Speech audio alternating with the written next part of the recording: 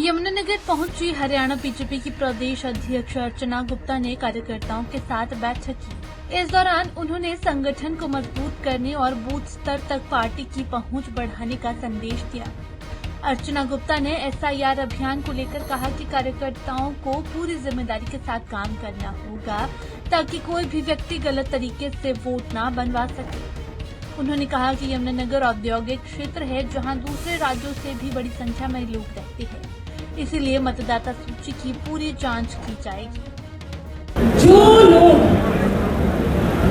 2002 की base list में भारत में कहीं पर भी थे, अगर कोई भारतीय है तो उसके माता पिता, कोई उसके चाचा चाची, कोई ताऊ ताई, उसके परिवार में से कोई ना कोई व्यक्ति 2002 में भारत के किसी कोने में तो रहता होगा ना। मैंने अभी अपने मंच से भाषण में भी कहा, उसका रिकॉर्ड कहीं ना कहीं तो मिलेगा, बिहार में मिलेगा, झारखंड में मिलेगा, यूपी में मिलेगा।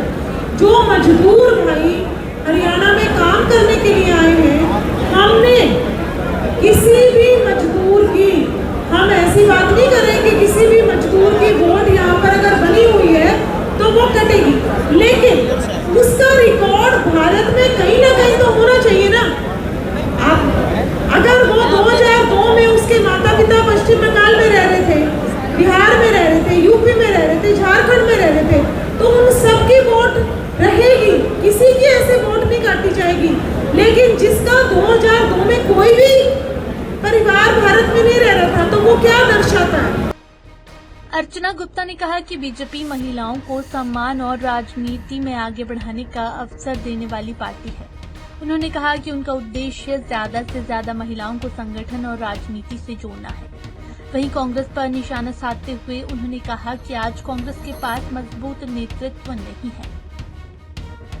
महिलाओं के लिए विजन ये है कि अगर महिलाएं राजनीतिक क्षेत्र में काम करना चाहती हैं, तो एक ही पार्टी है पूरे भारत में जहां पे महिलाओं को आगे बढ़ाया जाता है, महिलाओं को सशक्त किया जाता है, महिलाओं को महत्वपूर्ण जिम्मेवारियां दी जाती हैं। तो अगर कोई महिला राजनीतिक तौर पर काम करना चाहती है तो केवल और केवल भारतीय जनता पार्टी ही उसके लिए पार्टी है। कि हरियाणा कितना सुरक्षित है, लेकिन आज कांग्रेस के पास ना कोई नेता है, ना कोई नीति है, ना ही उनके पास कोई विजन है। सिर्फ बात करनी है। मैं उनको यही सलाह दूंगी कि पहले अपने घर की फूट को ठीक कर लो, पहले अपनी पार्टी में महिलाओं को सम्मान देना शुरू करो। वहीं रेणु भाटिया के इस्तीफे को लेकर अर्चना गुप्ता ने कहा कि उन्होंने अपने पद पर रहते हुए ईमानदारी और मेहनत से काम किया और कई बड़े मामलों में कार्रवाई भी की, लेकिन नियमों के अनुसार समय पूरा होने के बाद उनकी जगह किसी दूसरे व्यक्ति को जिम्मेदारी दी जानी थी, इसीलिए उन्होंने इस्तीफा दिया। देखिए, हमारी बहन रेणु भाटिया जी ने बहुत अच्छा काम किया था। उन्होंने उस डॉक्टर के तुरंत अरेस्ट करवाया, कुरुक्षेत्र उन्होंने विजिट करी, और जहां तक इस्तीफे की बात है, हमारी पार्टी में परिवर्तन एक नियम है। आज पुराने प्रदेश अध्यक्ष जी की जगह मेरे को बनाया गया है, लेकिन मैं कोई स्थायी प्रदेश अध्यक्ष नहीं हूँ। अगली बार कोई और आएगा तो हमारी एक दूसरी बहन उषा प्रियदर्शी जी को ये जिम्मेवारी मिलनी थी, इसलिए रेणु जी ने इस्तीफा दिया, क्योंकि वो 4 साल इस पद पर इस बार रेणु जी ने बहुत अच्छा काम किया।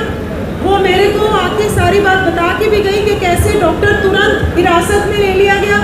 रेणु जी हमारी अच्छी कार्यकर्ता है, लेकिन वो 4.25 साल इस पद पर काम कर चुकी थी। अब हमने एक और कार्यकर्ता को उस पद पर काम करने का मौका देना था, इसलिए उनका इस्तीफा। बहरहाल अर्चना गुप्ता का कहना है कि बीजेपी एक ऐसी पार्टी है जहां मेहनत और ईमानदारी से काम करने वाले हर व्यक्ति को आगे बढ़ाने का मौका मिलता है और संगठन में जिम्मेदारियां समय समय पर बदलती रहती है। पंजाब केसरी टीवी के लिए यमुनानगर से तिलक भारद्वाज की रिपोर्ट।